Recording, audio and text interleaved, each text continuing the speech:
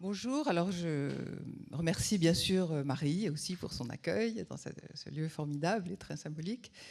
Cette rencontre, elle revêt aussi une signification particulière parce que il y a eu beaucoup de rencontres autour du livre audio, hein, c'est pas la première, mais c'est la première, je crois, qui s'ouvre sous des auspices aussi favorables. Je crois que c'est la première fois qu'on va pas dire il y a un frémissement où tous les voyants sont au vert ou à l'orange, enfin je ne sais pas ce qu'on dit dans ces cas-là, il y a des formules, mais qu'on peut vraiment dire voilà, on ouvre cette session avec l'annonce d'une croissance avérée et même spectaculaire. On va en parler, je pense, tout au long de la journée.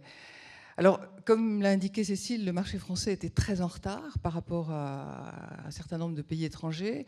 Quand je dis en retard, le mot est faible, hein. On était dans un ratio qui est difficilement quantifiable, mais dont on peut dire, en termes de production et d'usage, de 1 à 10 au moins. Pour des raisons un petit peu qu'a évoqué Cécile, hein, l'Allemagne, par exemple, qui a une pratique et l'habitude depuis très longtemps de faire coexister, par exemple, la sortie papier avec la sortie audio et avec des lectures in vivo dans les librairies. Donc il y a beaucoup de différences culturelles avec la France. Toujours est-il qu'à la commission, qui existe donc depuis 3 ans, nous sommes expliqués sans relâche sur le contenu du livre audio, auprès des professionnels, auprès des prescripteurs, auprès des enseignants, auprès du public, sur les vertus, sur les usages, sur les compétences très polyvalentes du livre audio, sur le fait que le livre audio n'est en aucune manière une alternative au livre papier, mais qu'il est vraiment une autre manière de lire, un complément vraiment à la lecture d'un livre. Parmi les nombreuses actions de communication, puisqu'il s'agissait vraiment de communiquer de rendre visible ce livre audio, qu'il ne l'était pas en France pendant très longtemps et jusqu'à récemment, on a commencé à la commission à organiser il y a 3 ans un stand collectif comportant tous les éditeurs de livres audio qui participaient à la commission. Au sein du Salon du Livre. Et ça, c'était un geste hautement symbolique parce qu'on installait le livre audio au cœur du livre. Et ça, c'était vraiment quelque chose qu'on voulait faire passer comme message, et je pense que le message est en train de passer.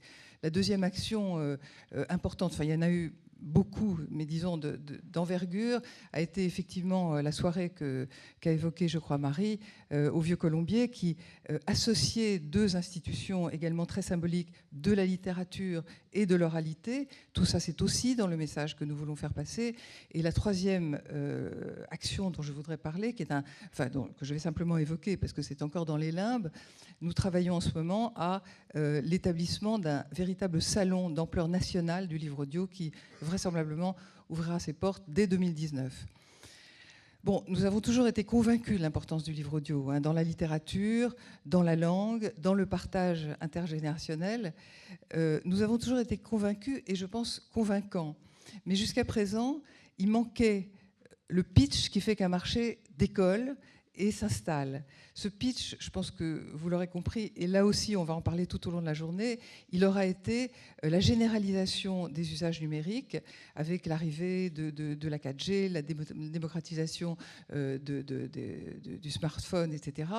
Mais je pense que dans le déclenchement de tout processus culturel et dans son installation, il y a, outre les raisons pragmatiques et rationnelles, il y a quelque chose que j'appellerais, faute de mots existants, une sorte de plus-value culturelle ou de mieux-disance qui fait qu'à un moment, un marché s'installe.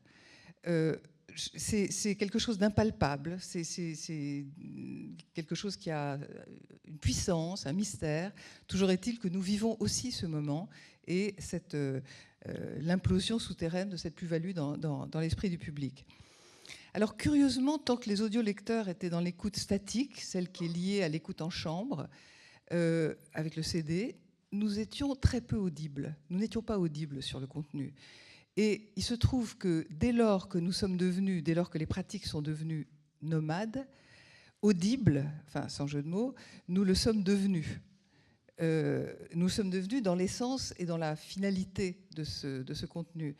Et là, je pose la question, et je la pose comme on la pose philosophiquement, hein, en termes de psychologie collective, le fait qu'un contenu devienne audible dans son essence et dans sa finalité, peut-il être exclusivement lié à une évolution technologique? Je la pose et je n'ai pas de réponse, comme en philo, mais le fait est là, la technologie a permis une compréhension plus large et plus profonde d'un contenu culturel de premier ordre.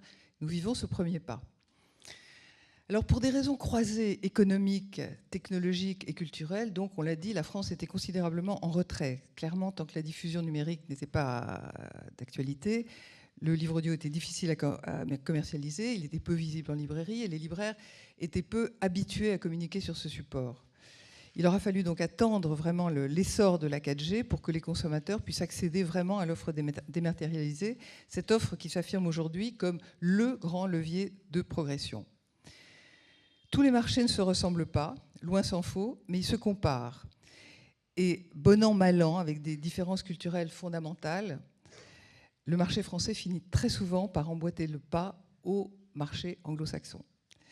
Et si les chiffres sont toujours à manier avec précaution, autant au regard de la relativité des assiettes d'analyse que des erreurs ou des approximations dans leur transmission, les marges de progression sont, elles, parlantes. Je vais vous en donner quelques-unes. Entre 2016 et 2017, dans les pays où le livre audio est le plus présent, le chiffre d'affaires total, alors numérique et physique, a augmenté aux USA de 18%, sachant qu'aux USA, le ratio numérique-physique est de 87% pour le numérique et de 13% pour le physique. Au Royaume-Uni, de 16%. Tout ça, c'est sur un an. Hein. Le ratio numérique étant au Royaume-Uni de 20% pour le numérique, pardon, de 65%, je me trompe de ligne, de 65% pour le numérique et de 35% pour le physique. De 5% en Allemagne, et ça s'explique aussi, parce que c'est le marché numérique qui est le levier, et qu'en Allemagne, le marché physique est beaucoup plus important et beaucoup plus ancien. Donc de 5% en Allemagne, le ratio numérique-physique étant donc de 20% pour le numérique et de 80% pour le physique. Et de près de 50% en France, où le ratio numérique est de 60% pour le numérique et de 40% pour le physique. C'est un chiffre qui est d'ailleurs probablement sous-estimé, puisque nous ne disposons pas des chiffres d'Audible Amazon, qui est aujourd'hui un secteur majeur. Quelques chiffres supplémentaires qui me paraissent simplement intéressants, issus de l'étude Ipsos SNE-CNL 2017, dont a parlé Cécile. En 2017, 11% des Français avaient acheté des livres audio au cours des 12 derniers mois. On peut extrapoler, je pense, on n'a pas les chiffres, mais on peut extrapoler, je pense, sans se tromper, qu'on frise aujourd'hui les 15 ou 20%. 21% des Français adultes se disaient intéressés par le livre audio, mais, et ça c'est très intéressant et très important, 93% des jeunes entre 7 et 19 ans le connaissaient et le pratiquaient. Si 68% des audiolecteurs choisissent leur livre selon le sujet, ils sont presque 50% à déclarer primordiale la voix de l'interprète. Et là encore, ça dit quelque chose de fondamental sur le livre audio. Écouter un livre audio, c'est d'abord entrer dans l'intime d'une œuvre par l'incarnation de la voix. Et c'est cette voix qui va agir sur le texte littéraire comme un exhausteur de littérature. Enfin, l'étude Ipsos SNE-CNL contient une donnée essentielle que et Cécile et Marie ont évoqué chacune à leur manière, c'est que le lectorat, plutôt l'audio-lectorat aujourd'hui, ce n'est plus du tout réservé aux personnes empêchées, c'est un audio-lectorat de grands lecteurs de livres en pleine maturité professionnelle et en pleine force de l'âge. C'est d'ailleurs souvent des femmes avec plein d'enfants qui travaillent beaucoup, etc. etc. Donc vraiment, l'idée de l'audio-lectorat empêché a fait long feu, je dirais. De fait, la réalisation d'un livre audio par son exigence implique un travail d'édition à part entière, ce qui corrobore également le fait que le livre audio est un objet littéraire à part entière en soi.